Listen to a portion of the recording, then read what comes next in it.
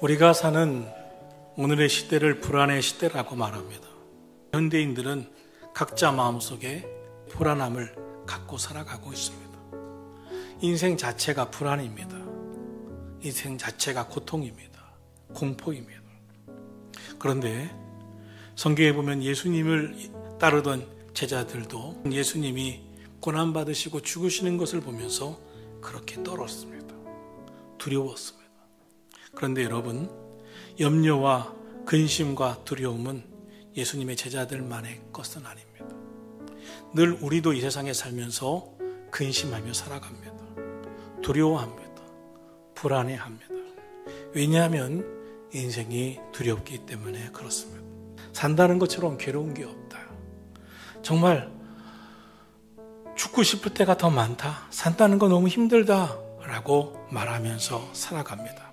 그런데 여러분, 산다는 것 아무리 힘들어도 죽는 것, 죽음은 실제 우리 삶을 가장 힘들게 하는 문제입니다. 모든 사람들이 죽는다고 할 때 그 순간부터 두려움에 막 짓눌립니다. 죽음은 끝입니다. 왜냐하면 죽음은 내가 쌓아왔던 모든 노력의 산물들을 한순간에 끝나게 하는 것이기 때문에 그렇습니다. 재산, 돈, 죽음과 함께 끝이 나면 학식, 명예, 지위, 경험, 권력, 힘, 사랑하는 가족, 모든 관계가 한순간에 무너지는 게 죽음입니다. 세상에서 이보다 더 큰 두려움이 어디 있습니까? 왜 죽음이 무섭습니까? 인류에게는 이것을 걷어낼 힘이 없습니다. 어린아이부터 청소년, 청년, 노년에 이르까지 어느 누구도 죽음에서 벗어나지 못합니다. 젊다고 반드시 오래 사는 게 아닙니다. 순서가 없습니다. 언제 죽을지 모릅니다. 죽음은 매우 위협적입니다. 참 가혹합니다. 죽음의 문제 앞에서 인간은 참 무기력합니다. 죽음의 문제는 참 현실적입니다. 그런데 성경은 예수님은 우리에게 부활이라고 하는 소망을 주셨습니다. 부활은 정말 소망입니다. 성도는 반드시 부활에 관심을 가져야 합니다. 그렇지 않으면 우리가 죽음의 권세 아래 살아갈 수밖에 없습니다. 2000년 전 십자가에 달리셨다가 부활하신 예수님, 부활의 주님이 우리에게 소망을 주시면서 부활하신 후에 말씀하신 것이 있습니다. 평안이 너에게 있을지어다. 주님 우리에게 평안을 주시기를 원하십니다. 두려움과 불안에 떨고 있는 우리에게 소망을 주십니다. 부활이야말로 오늘 나를 살게 하는 힘이 됩니다. 복음서에 따르면 예수님이 부활을 처음 목격한 사람은 막달라 마리아였습니다. 안식 후 첫날 이른 아침 주님 무덤을 찾아가 장례 예식에 향품을 바르러 찾아갔습니다. 그런데 예수님의 무덤에 도착해 보니 무덤함은 비어 있었습니다. 너무나 놀라 예수님의 시신을 누가 가져갔을 거라고 생각하면서 울기 시작했습니다. 그때 그들에게 흰 옷 입은 천사들이 하나는 예수님의 머리편에 하나는 발편에 앉아 있다가 이렇게 말합니다. 여자야, 어찌하여 우느냐? 그리고 계속해서 예수님께서 이르시되 여자여 어찌하여 울며 누구를 찾느냐? 말씀하실 때 그제서야 마리아는 놀라 눈을 뜨며 주님이시 오니까 너무 놀라합니다. 그리고 달려가 제자들에게 우리가 주를 보았다고 외쳤습니다. 부활하신 예수님이 그 자리에 함께하고 있음에도, 천사들이 그들과 함께하고 있음에도 그저 울고 아무도 없는 것처럼 그들은 두려웠습니다. 오늘 우리도 마찬가지입니다. 우리가 깨달아야 할 것이 있습니다. 주님은 우리와 함께 하신다는 것입니다. 천사가 우리를 돕고 있다는 사실입니다.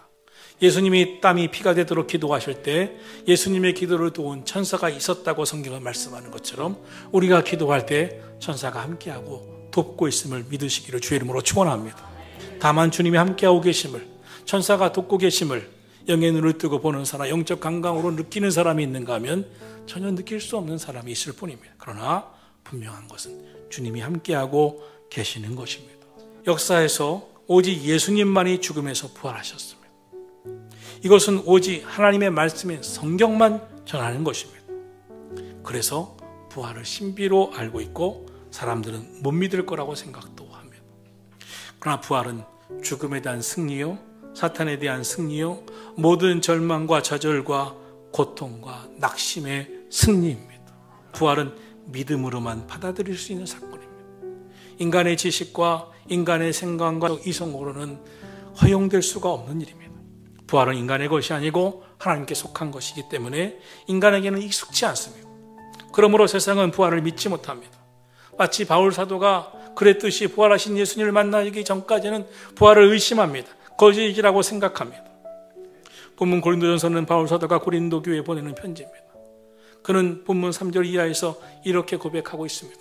성경대로 예수 그리스도께서 우리 죄를 위하여 죽으셨다가 장사 지낸 바 되셨다가 성경대로 사흘 만에 다시 살아나셔서 게바 즉 베드로에게 부활하여 나타나 보여주셨고 12제자에게도 보여주셨고 500여 형제에게도 일시에 보이셨나니 그들 중 지금은 대다수가 살아있는 형편이고 그 후에 야고보에게도 모든 사도에게도 맨 나중에는 만삭되지 못하여 앉아 나에게도 보여주셨느니라.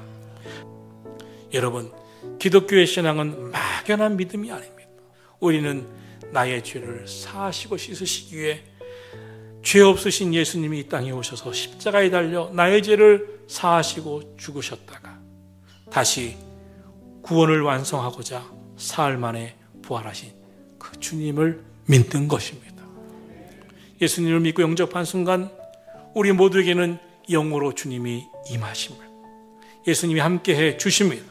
그러므로 예배당에 오고 싶고 예배를 드리고 싶고 어떤 때는 기도하고 싶고 어떤 때는 근심 걱정이 우리에게 엄습할 때도 주여 도와주실 줄로 믿습니다. 기도가 나오고 찬송이 나오는 것입니다.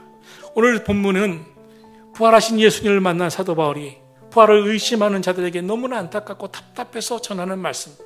본문 12절에서 이렇게 외칩니다.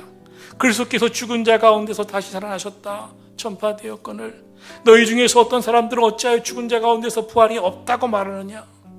부활하신 예수님을 만난 사람들이 이렇게 많은데 어찌하여 부활을 믿지 못하느냐. 만일 죽은 자의 부활이 없으면 예수님도 다시 살아나지 못하셨으리라. 부활을 믿지 못하면 믿음도 헛것이니라. 그리스도께서 다시 살아나신 일이 없으면 너희 믿음도 헛되고 너희가 여전히 죄 가운데 있을 것이다. 만일 우리가 바라는 것이 다만 이 세상뿐이면 모든 사람 가운데 우리는 더욱 불쌍한 자니라. 그러나 이제 그리스도께서 죽은 자 가운데서 다시 살아나셔서 잠자는 자들의 첫 열매가 되셨도다. 그런데 오늘도 보면 믿음은 이때 믿음으로 살지 못하는 분들이 많습니다. 믿음대로 산다는 것과 믿음을 갖고 있다는 것은 다른 것입니다. 믿음 가지고 있어서 교회도 옵니다. 그러나 믿음으로 살지는 못합니다.